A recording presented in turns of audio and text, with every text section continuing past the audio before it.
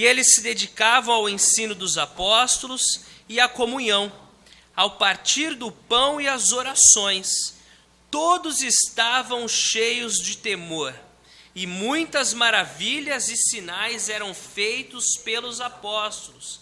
Os que criam mantinham-se unidos e tinham tudo em comum.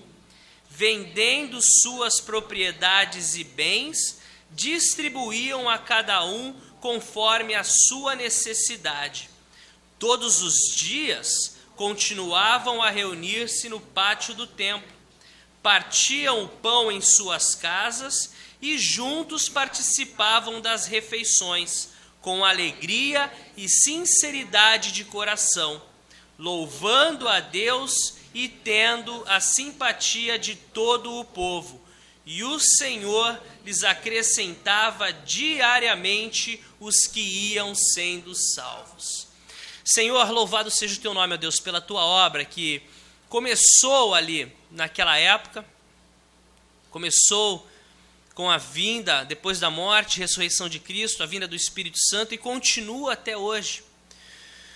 Como eu tenho compartilhado, nós vivemos ainda o tempo de Atos dos Apóstolos, Senhor. Mas nesse momento, dessa vez, são as nossas vidas que estão sendo usadas para a honra e glória do teu nome.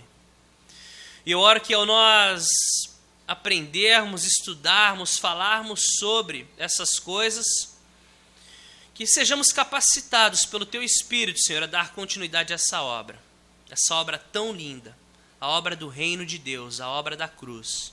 Em nome de Jesus, amém. Então, os 4 pilares da igreja primitiva, nós vamos ver essa manhã. Mas só recapitulando um pouco, o que aconteceu foi que os discípulos estavam todos reunidos, esperando pelo quê? Esperando pela... Quem lembra? Todos, né? Promessa do Pai. Qual era a promessa do Pai? Que ele enviaria quem? O Espírito Santo. Então ele disse para os discípulos, depois da sua morte e ressurreição, Jesus disse o seguinte: olha, esperem em Jerusalém, para que recebam poder, e aí então serão minhas testemunhas em Jerusalém, Judéia, Samaria e até os confins da terra. E foi isso que os discípulos fizeram. Eles se reuniram num lugar, em oração, em estudo da palavra, em comunhão, e esperaram até o dia que, justamente no dia de Pentecostes, que significa 50, veio o Espírito Santo, 50 dias depois da Páscoa.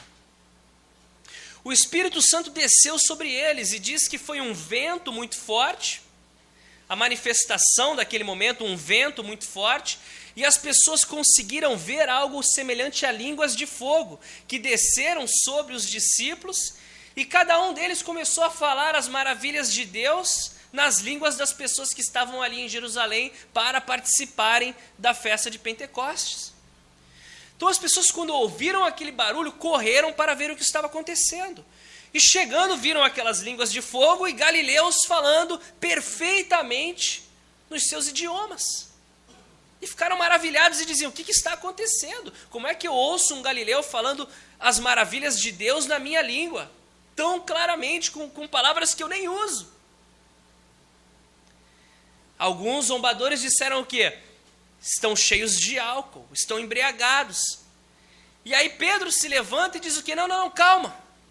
Ninguém está embriagado aqui. O que está acontecendo foi predito pelo profeta Joel. E aí ele declara a profecia, que teriam visões, sonhos, quando o Espírito Santo fosse derramado. E ele continua, ele usa mais algumas escrituras, alguns salmos para declarar que aquele Jesus que eles haviam acabado de matar e crucificar, Deus o fez o quê? Deus e Senhor, Atos 2,36. Ele fez, tem aí, Marcelo, ele declara para eles: olha, esse Jesus a quem vocês crucificaram, Deus o fez Senhor e Cristo. Então isso é muito importante, porque para eles todos ali, o que era? Jesus era um criminoso, ele foi crucificado. Mas Pedro fala, a morte não o conteve, o seu corpo não viu corrupção, como havia dito o salmista, e ele cita Davi, e ele ressuscitou. Ele ressuscitou, e a promessa do Espírito Santo é isso que vocês veem nesse momento. E aí ele fala para eles, olha aqui, esses que vocês crucificaram, Deus o fez Senhor e Cristo. Cristo, que não é o sobrenome dele, eu costumo dizer isso para vocês, mas é o seu chamado, Jesus, o Cristo, o Messias, o enviado de Deus. Esse é o significado de Cristo. Algumas coisas que nós aprendemos também é que, a partir desse momento, os discípulos começaram a ser liderados pelo Espírito Santo de Deus. O Espírito Santo agora havia sido dado, estava entre nós, o Consolador, que Jesus falou a respeito. Jesus voltou ao Pai, mas ele enviou alguém que os auxiliasse, alguém que nos auxiliasse, o Espírito Santo da verdade, o Consolador, que estava com eles agora e está conosco. E é importante nós estudarmos o livro de Atos, nós temos que estudar detalhadamente. Por quê? Porque aqui está a base para a igreja, de como a igreja deve funcionar, de como as coisas funcionam, e nós vamos aprendendo aqui no livro de Atos para nós vivermos isso no dia a dia. Uma das coisas que nós aprendemos é que o Espírito Santo era o combustível para a obra de Deus, eles faziam tudo através do poder do Espírito Santo. Sem mim nada podeis fazer. Sem o Espírito Santo nós vamos fazer as coisas nas nossas próprias forças. E nas nossas próprias forças nós fazemos por um dia, uma semana, um mês, 2, um ano, depois nós queimamos, cansamos, desistimos. Mas o poder do Espírito Santo não, nós somos renovados de tempos em tempos, de dia após dia, e aí temos força para continuarmos no poder do Espírito Santo. Uma outra coisa que nós aprendemos, que eles eram homens cheios do Espírito e da palavra. Eles se dedicavam à palavra de Deus. Pedro cita as Escrituras, eles estudaram as Escrituras. E aí o verso 42, aqui está o alicerce da igreja, a coluna da igreja. Eu oro que você saia daqui sabendo disso essa manhã.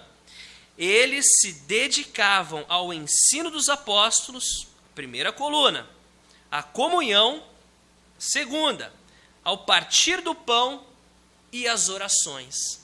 Então aí está o alicerce da igreja, a doutrina dos apóstolos, a comunhão, o partir do pão e as orações. Então nós veremos aqui, a primeira coisa que eles se dedicavam era a doutrina dos apóstolos, o ensino dos apóstolos. A lei, né, os profetas e os salmos. Eles não tinham o Novo Testamento, eles tinham o Antigo Testamento, e eles se dedicavam àquilo, ao ensino dos apóstolos, à lei, aos salmos, né, e aos profetas. Nós vimos que após a ressurreição de Cristo, ele ainda ficou 40 dias na terra, e ele apareceu aos seus discípulos, e ele dizia para eles, ele os ensinou tudo o que era dito a respeito dele. Então, desde Moisés, desde a lei até os salmos, ele dizia, olha aqui, vocês estão vendo isso aqui? Lá em Gênesis 3,15, da serpente que ferirá o calcanhar e você esmagará a cabeça da serpente, aquilo falava de mim. E aí ele foi falando versos e versos e versos, como Pedro cita aqui um salmo de Davi. Aquilo falava do Messias, o meu Senhor, falando ao meu Senhor. Lembra que nós vimos domingo passado? Está aqui no capítulo mesmo, você pode voltar ali e ler. Então, eu acho que a partir desse momento, o Senhor Jesus despertou no coração dos discípulos uma fome muito grande pelas Escrituras. Porque as Escrituras passaram a fazer sentido para eles. Uau, então quer dizer que tudo isso aqui apontava para a sua vinda, morte e ressurreição. Então acho que ainda mais eles se dedicaram à doutrina, ao ensino, ao estudo da palavra de Deus. Ao ponto que mais tarde nós vamos ver, quando chegarmos lá em Atos, chegou um momento que as necessidades sociais da igreja, nós vamos ver que a igreja ela cresce muito rapidamente aqui em Atos.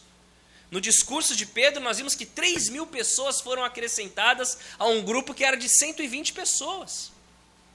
Então, em uma pregação cheia do Espírito Santo, a igreja passou de 120 para 120 pessoas, muita gente. E aí, conforme as pessoas, surgem as necessidades. Uma delas foi na questão da distribuição de alimento para as viúvas. E aí disseram, olha, nós estamos com uma questão aqui, algumas pessoas estão sendo negligenciadas devido à sua ascendência, né, tal. E aí eles falam o seguinte, não, calma aí, Precisamos levantar homens aptos para essa obra. Por quê? Porque nós não podemos negligenciar o ministério da palavra. Está lá em Atos, capítulo 6, versos de 2 a 4.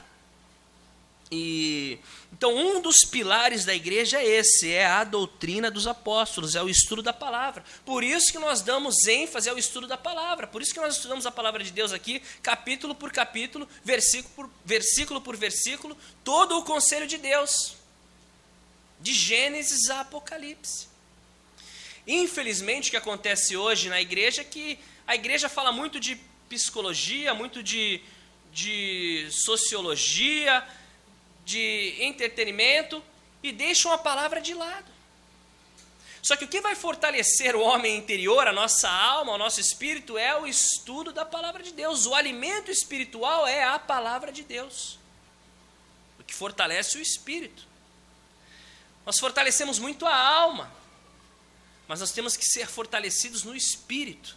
E o espírito, o alimento para o espírito é a palavra de Deus. Então, um dos alicerces era esse. Nós vamos dar sempre prioridade à palavra de Deus. Sempre. O outro alicerce, a outra coluna era, eles perseveravam na comunhão. A palavra traduzida aqui comunhão, vocês conhecem a palavra koinonia. Já ouviram falar? Koinonia. E é interessante porque, se você for buscar, o português não existe uma palavra exata para traduzir koinonia. Koinonia, na Bíblia, em algumas passagens, por exemplo, traduzido como comunhão. Em 2 Coríntios 9,13 é traduzido como compartilhar. De compartilhar, né, de coisas que eu tenho que eu compartilho com alguém. Então, é uma palavra que, para você entender realmente o significado dela, você precisa ir mais profundo. Do que é permanecerem, perseverarem em comunhão, em koinonia. Então, comunhão envolve amizade. Perseveravam na koinonia, então perseveravam em amizade, perseveravam em envolvimento, relação uns com os outros. Isso é koinonia. Em contribuição, também é koinonia. Compartilhar do meu tempo, das coisas que eu possuo, compartilhar com o meu próximo, isso também é koinonia. Então, quando nós começamos a ver, aí nós começamos a entender um pouco do significado da palavra koinonia, que era algo que os discípulos permaneciam na koinonia. E eu acho legal que eu tenho visto isso se desenvolver entre nós. Então, koinonia, comunhão, não é apenas conversar, vai muito além disso. Às vezes nós pensávamos isso, né? Bom, eu estou conversando com o Vitor, então eu estou tendo comunhão com o Vitor também. Mas é muito limitado. Koinonia é bem amplo. Koinonia é fazer parte da vida dele. Koinonia é dividir.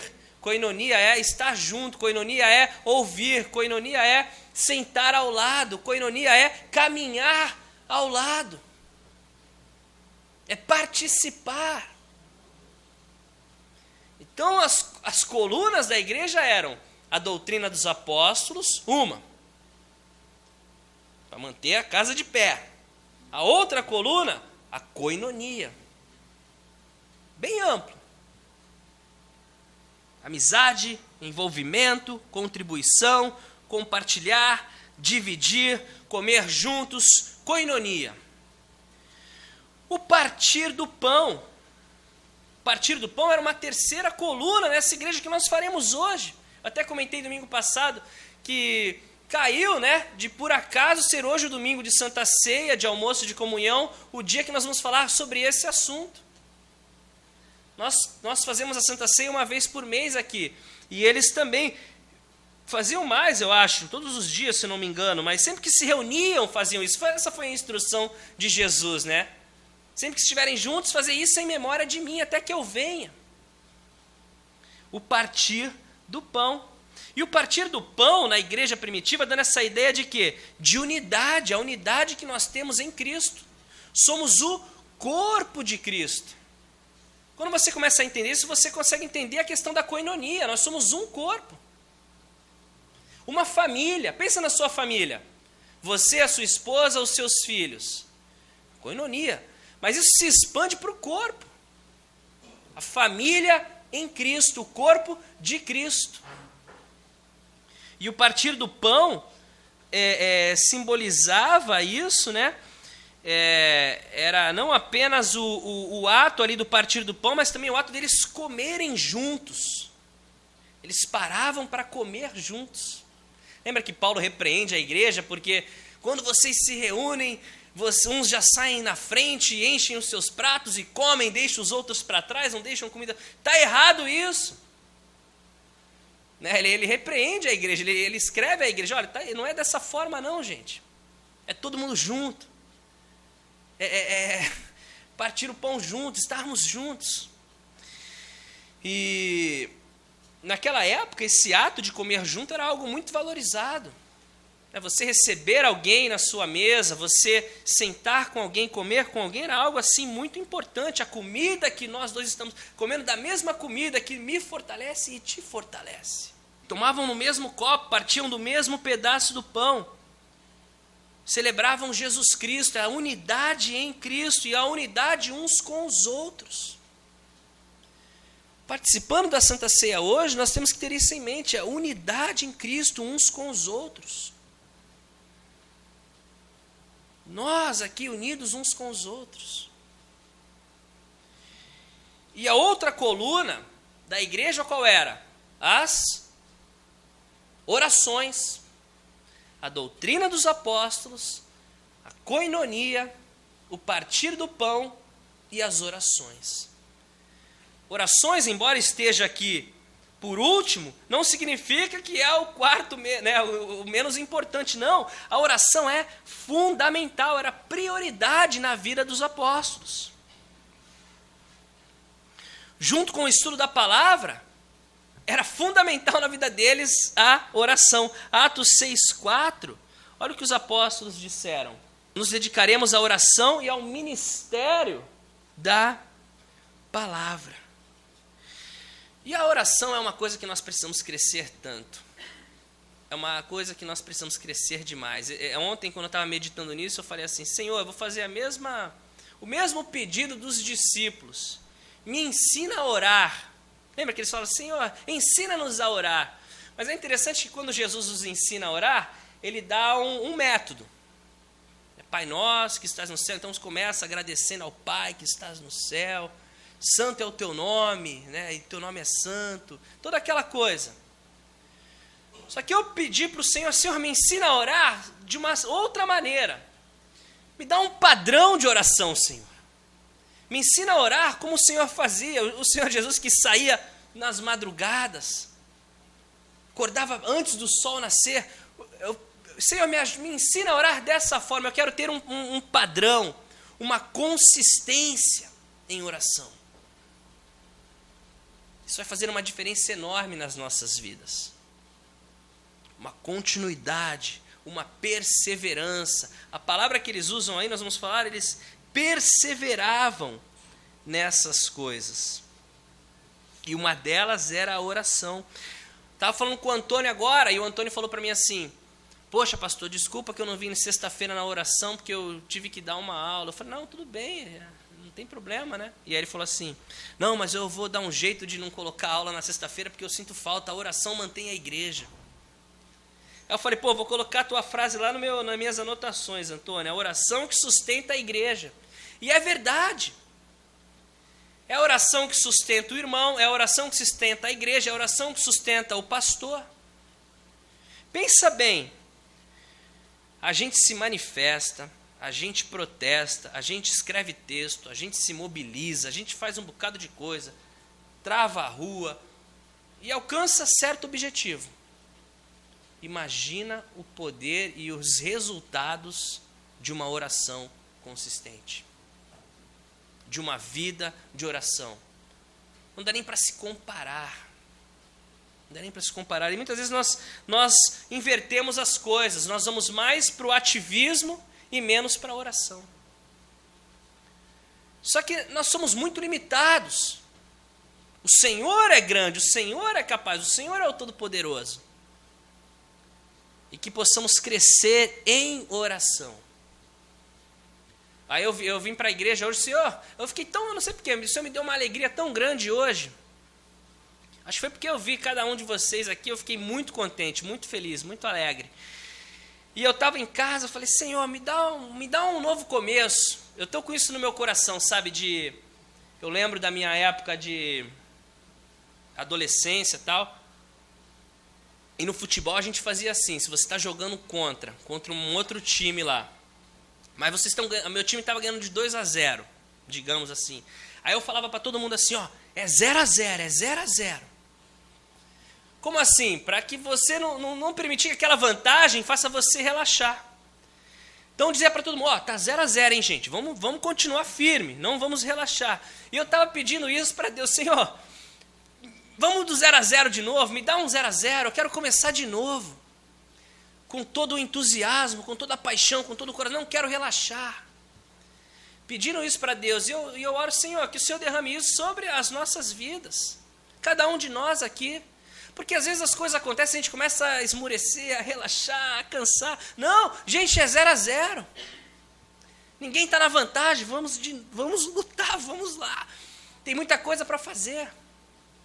De novo com aquela paixão, de novo com aquele zelo, de novo com aquela dedicação, de novo com aquela fé. A primeira coisa que nós vamos perdendo é a fé, né? Deixando de acreditar, deixando de ter esperança. Não podemos. É renovando a fé, é renovando a esperança, é renovando a missão. É mais um dia. A missão não, a visão e a missão também. Então, os alicerces da igreja primitiva eram esses, e que esses sejam os nossos alicerces da nossa igreja, a doutrina dos apóstolos, a koinonia, o partir do pão e a oração. E domingo passado eu falei com vocês que é visível, eu percebo a obra de Deus na nossa igreja e nas nossas vidas. Que nós estamos crescendo espiritualmente. Como é que eu vejo isso? Pelos frutos. Os frutos mostram que Deus está trabalhando nas nossas vidas. A igreja está crescendo em koinonia. Né? E quando eu escuto falar de alguém que, poxa, está fazendo alguma coisa por um irmão da igreja, ajudando em alguma coisa, entregando de si para o outro, isso é maravilhoso, significa que nós estamos crescendo, abrindo mão dos seus próprios interesses pelo interesse do próximo, do irmão. Isso é lindo, isso é maravilhoso, nós estamos crescendo, e se nós continuarmos nisso, nós vamos viver isso aqui, hoje, nas nossas vidas. Se nós continuarmos nesse padrão, nós vamos experimentar isso que o Senhor fez aqui no livro de Atos, aqui nas nossas vidas, na nossa igreja. Porque o Senhor está aí, disponível, o Espírito Santo está aí, disponível, procurando pessoas que estejam o quê? Da mesma forma também disponíveis e dispostas. Então, a hora que você peça para Deus, Senhor, eu quero um 0-0 de novo. 0-0 de novo, Senhor. Quero começar forte, quero aquilo que passou, eu quero ainda mais, Senhor, para a glória do Teu nome. Quero viver experiências ainda mais profundas contigo. Porque se o Senhor te tem aqui, se Ele não te levou para a presença dEle ainda, é porque Ele quer te usar.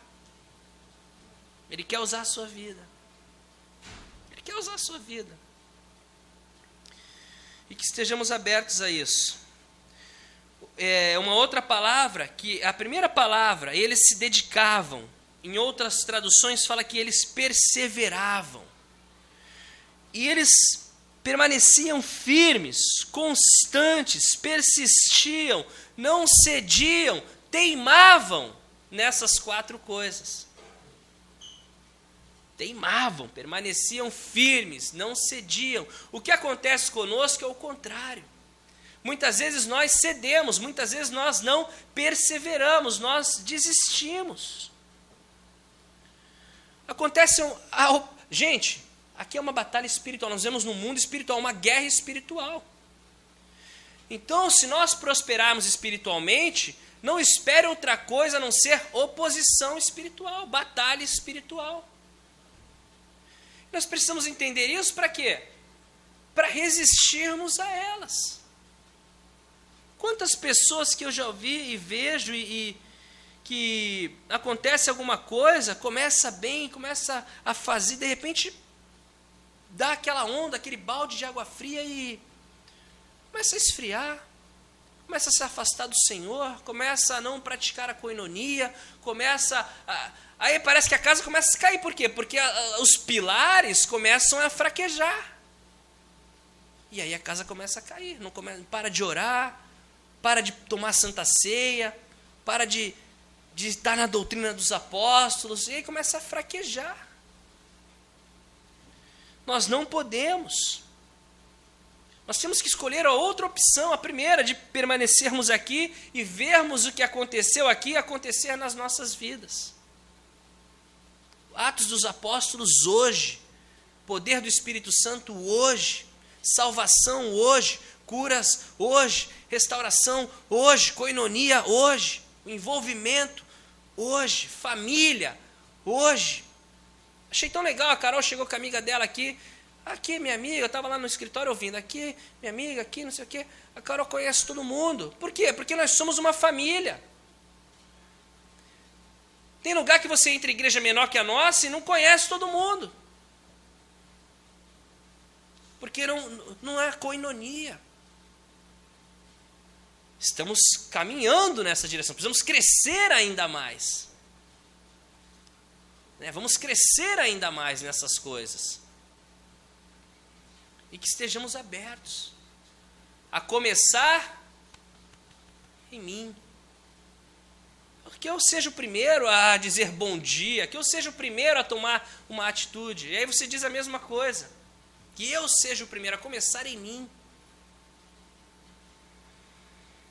Nós não podemos deixar aqui, eles perseveravam, eles se dedicavam, eles teimavam. Gente, a pastora estava falando uma coisa, ontem a gente teve um encontro aqui para curso preparatório para noivos, do Casados para Sempre, veio o pessoal de diversas igrejas participar, e a pastora, uma das lições foi perdão. E ela falou, ela deu um exemplo, imagina assim alguém, uma situação dessa, a pessoa vai acender o fogo do churrasco, então você imagina assim, uma koinonia que está acontecendo ali. Vai acender o fogo do churrasco. Aí alguém diz assim, não acende agora não, porque agora nós estamos ainda focados aqui. Depois nós vamos para lá. E a pessoa ficou com tanta amargura com aquilo, que 10 anos depois, ela teve coragem, chegou para a pessoa e falou assim, vem cá, eu não aguento mais isso. Ora por mim porque eu não sei se tu lembra, porque teve um dia que tu falou para mim não acender a churrasqueira e aquilo eu fiquei tão magoado. E foi a própria pastora, ela falou, foi eu quem disse. Gente, nós não podemos permitir que isso aconteça entre nós. Nós temos, por exemplo, um ministério maravilhoso, que é o Ministério da Comunhão, da cozinha. Nós não podemos permitir que algo que aconteça ali nos separe. Ou no ministério infantil, ou em qualquer outro ministério. Não, tem que ter fila hoje. Poxa, falaram para mim que tinha que ter fila. Não aguento isso mais. E começa a se correr aí no exercício, a gente ficava com uma pedra na mão, sabe? Ela falou, segura a pedra aí, aperta. Aí a gente apertou, agora não mexe mais, fica assim. E aí você começa, eles deram a lição, e a gente com a pedra na mão, eu já estava contando meu batimento cardíaco, porque a pedra começa, tu começa a sentir já pulsando ali na própria mão. E é mais ou menos isso quando você guarda uma amargura dessa. Aí ela falou assim, temos que perdoar. Aí quer saber se você perdoou? Faz alguma coisa junto com a pessoa.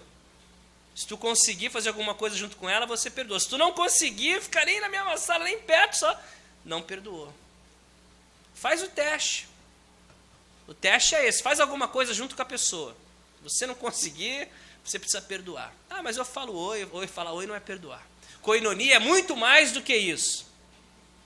Comunhão é muito mais do que isso. Isso não é. Vai muito além. Mas o que eu estou falando? Eu estou falando, gente, que são coisas boas, pequenas pedrinhas. Pedrinhas que impedem um mover de Deus. Poxa, uma coisa que aconteceu na cozinha. Uma palavra que alguém disse para o outro. Nós temos que ter a sabedoria dos dois lados, tanto no agir quanto no receber. No ministério, eu digo aqui na igreja, nós temos que ter o coração mole e a pele grossa. Tem que ter uma casca mais grossa, mais dura. E um coração mole. Nós não podemos ser super sensíveis. Nós não podemos ficar ofendidos facilmente. Temos que ser um pouco mais resistentes, pessoal. Tolerar um pouco mais, perdoar com mais facilidade. Deixar para lá.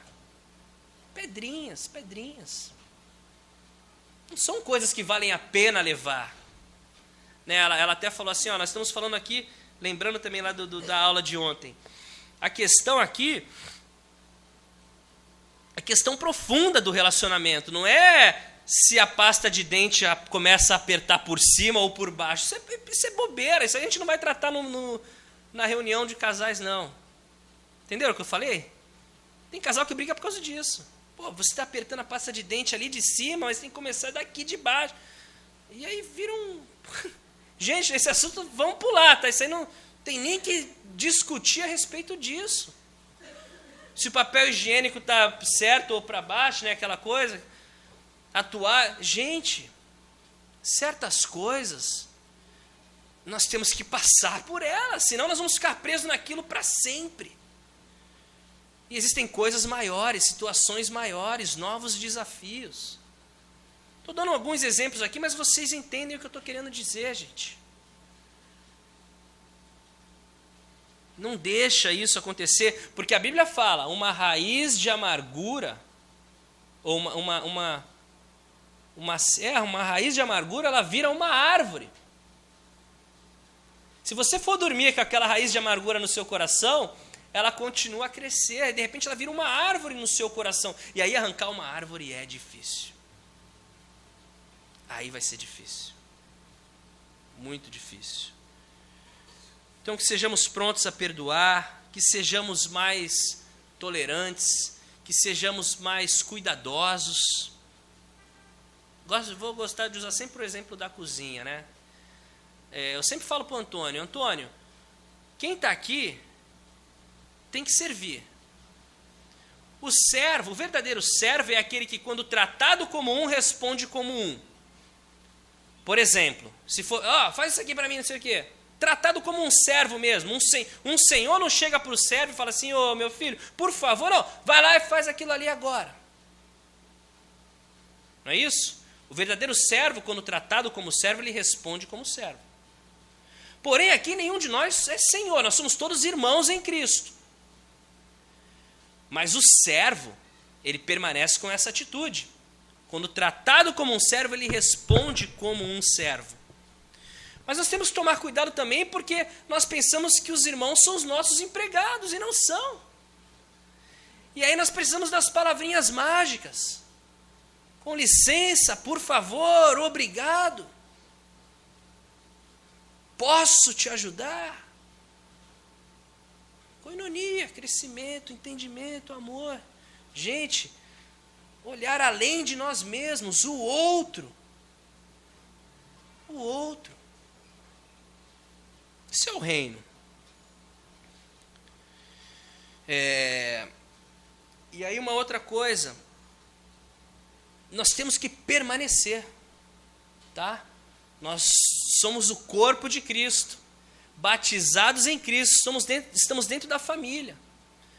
Voltando também a uma lição que a gente aprendeu ontem lá no curso, é que ela falou assim, o casal que é amigado, que não é casado, mora junto, quando acontece a primeira coisa, o que eles fazem? Eu vou embora. E vai embora, por quê? Porque não tem aliança, não tem compromisso.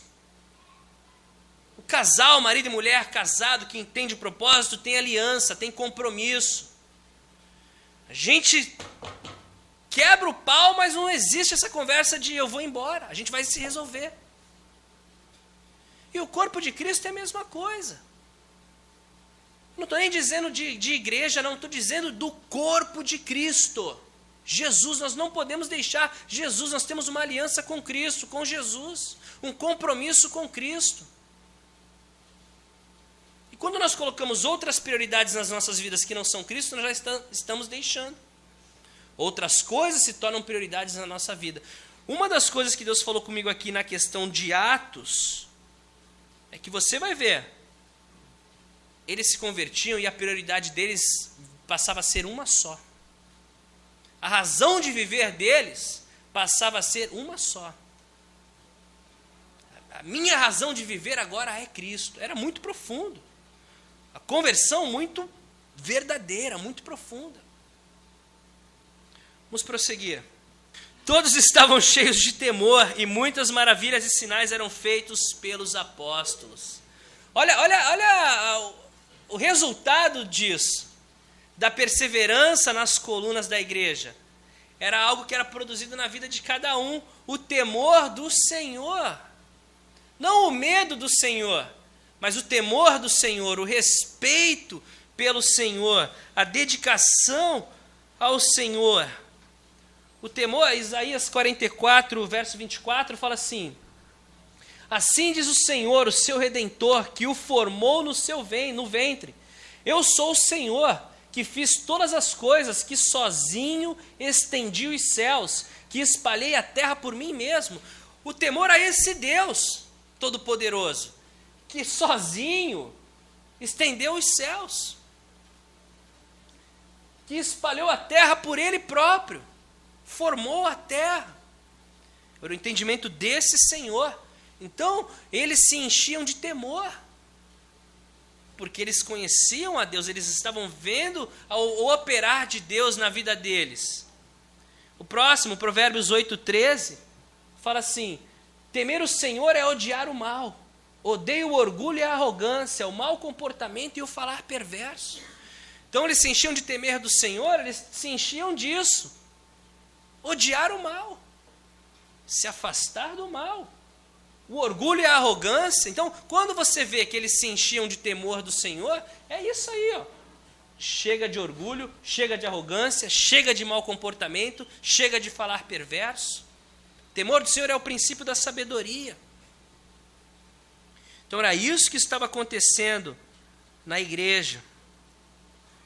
Um temor do Senhor saudável. E aí, naturalmente, o que vai acontecer? Sinais e maravilhas vão seguir. As coisas vão fluir, as coisas vão acontecer. Naturalmente, os frutos virão. Os frutos virão. Onde tem intimidade, aonde tem entrega, aonde tem oração, aonde tem perseverança na doutrina dos apóstolos, na coinonia, naturalmente, o temor do Senhor, um trabalhar de Deus nas nossas vidas, uma rejeição à arrogância, ao orgulho, ao falar perverso, e os sinais seguirão. E foi o que aconteceu. 44. Os que criam mantinham-se unidos e tinham tudo em comum. Vendendo suas propriedades e bens, distribuíam a cada um conforme a sua necessidade. Esse é o ponto mais bonito da igreja primitiva, é o amor ágape sendo manifesto entre eles. Eles mantinham tudo em comum e eles se consideravam iguais uns aos outros. Não havia acepção de pessoas, não haviam melhores nem piores, todos eram iguais, todos eram pecadores salvos pela graça de Deus. E a circunstância e o liderar do Espírito, porque as pessoas que se convertiam simplesmente se uniam àquele grupo, fez com que eles vendessem suas propriedades, colocassem ali aos pés dos apóstolos, e os apóstolos distribuíam para com todos. Foi um momento, foi uma direção do Espírito, foi um período que eles viveram. Liderado pelo Espírito, como é que eu sei? Porque lá na frente você vai ver Ananias e Safira, quando eles vendem a propriedade deles e colocam lá o dinheiro nos pés dos apóstolos, eles falam assim, ó, tá aqui todo o dinheiro da venda da casa, do imóvel. E aí Pedro fala, vem cá, quem mandou você mentir para o Espírito Santo? Vocês lembram essa história? E aí ele é todo o dinheiro mesmo? Não, eles haviam mantido algo. E aí Pedro fala assim, vem cá, que história é essa? Por que mandou vocês mentirem? Quando vocês venderam, a casa não era de vocês? Quando vocês venderam, não passou a ser seu dinheiro ainda? Então, se você quisesse dar 1, ou 100, ou tudo, o problema é seu. Ó, tá aqui, eu vendi a casa, mas estou trazendo 1. Legal. Mas ele trouxe uma parte e disse assim, aqui é tudo.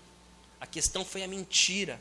A questão foi tentar contaminar algo bonito que Deus estava fazendo. E Ananias e Safira caem mortos. Ele morre primeiro, depois chega a mulher, e aí ele pergunta assim, vem cá, foi isso mesmo que aconteceu? Vocês venderam e entregaram tudo? Ela, não, foi tudo. Não retiveram nada? Não retivemos nada. E ela também cai morta. E aí depois isso se perde, essa prática, você vai perceber. Mas o ponto principal que eu quero trazer, qual é? É o propósito do coração. Mais uma lição que eu aprendi ontem. O Senhor ele vai agir de acordo com o nosso coração. De acordo com a nossa atitude. Então, qual é o meu coração? Será que eu tenho esse coração de servir, de dar, de entregar? Eu vejo, por exemplo, o exemplo do Márcio. E eu falo isso, ainda bem que cadê ele? Não está aqui, mas deve estar ouvindo por aí. Está ali escondido. Saiu. Então, entregou o fígado para o Marcos Paulo, mas assim, em humildade, em amor. E eu oro, eu sei, eu creio que o Senhor vai recompensá-lo, porque ele não fez isso para aparecer para nenhum de nós, porque o cara podia morrer, gente. Para aparecer, fazer outra coisa, não essa. Foi algo movido por Deus. E eu tenho certeza, fez para a honra e glória de Deus, que o Senhor vai recompensá-lo. O Senhor vai honrar essa atitude. Eu tenho certeza disso. E qual é a postura do nosso coração? O Senhor vai honrar. A maneira que nós agimos, o Senhor, porque o Senhor nunca vai nos dever nada. Nunca. E aí você aplica a todas as áreas da sua vida. Aquele que semeia pouco, colhe pouco. Aquele que semeia muito, colhe muito. Porque o Senhor age a partir de nós. A partir de nós, em todas as áreas da nossa vida. Concluindo, versos 46. Todos os dias continuavam a reunir-se no pátio do templo. Partiam o pão em suas casas e juntos participavam das refeições com alegria e sinceridade de coração, louvando a Deus e tendo a simpatia de todo o povo. Isso aqui é maravilhoso, isso aqui é incrível. E é mais uma lição para nós, que estamos na igreja aqui, estabelecendo o ministério. Eles se reuniam no pátio e também nas casas. Se reuniam na igreja e nas casas, partindo pão, nas casas, juntos, participando das refeições. E aí a frase que eu acho tão maravilhosa, com alegria e sinceridade de coração. Tudo que nós fazemos para o Senhor tem que ser com alegria. Se for com pesar, se for por obrigação, nós perdemos a recompensa, o galardão. E o outro ponto, por sinceridade de coração. De verdade mesmo. Estou fazendo isso aqui de verdade, porque eu te amo, porque eu quero, porque é para te abençoar. E é dito isso sobre eles. E eles louvavam a Deus e tinham a simpatia de todo o povo, e o Senhor acrescentava diariamente os que iam sendo salvos. Era o Senhor quem ia adicionando as pessoas à igreja. Então eu oro que nós íamos continuar nesse caminho, abertos, perseverando nos 4 pilares da igreja.